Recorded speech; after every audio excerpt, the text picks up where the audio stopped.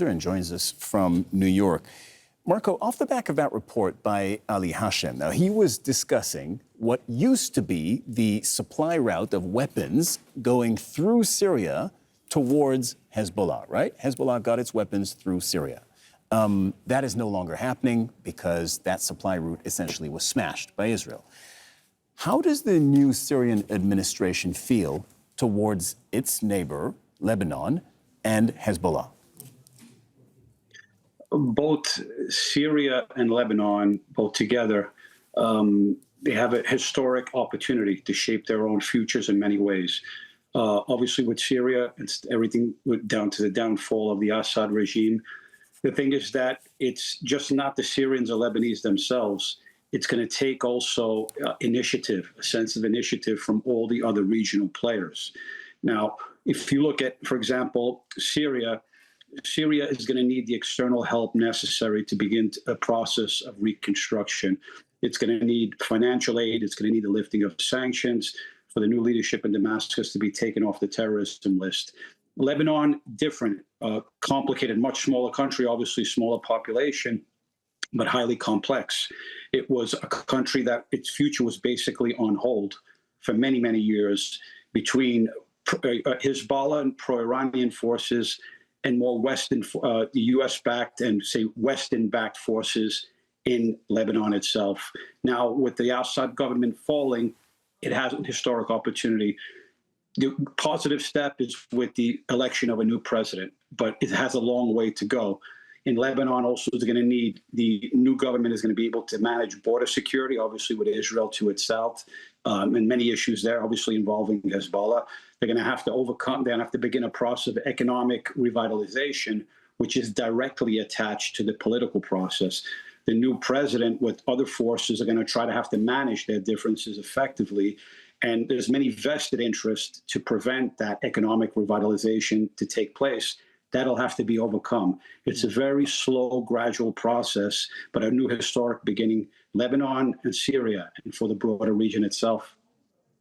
So our viewers heard in the report, just before this interview, Naim Qassem, the new leader of Hezbollah, saying, yes, our supply route for weapons via Syria, that's gone, but it could come back, right? Do you think it could? From a market perspective, it's a demand. Usually they'll find a supply. Maybe not as easily, obviously not as easily before with the Assad regime, which was a direct conduit, but they can be found other ways. And, when you're dealing about, smuggling, smuggling is a trade that exists throughout history. So it may not be able to arm itself as much with the level of sophisticated weaponry as before, but weapons can get in. And if there's, once again, if there's a will, if there's a way, if there's a demand, there is a supply.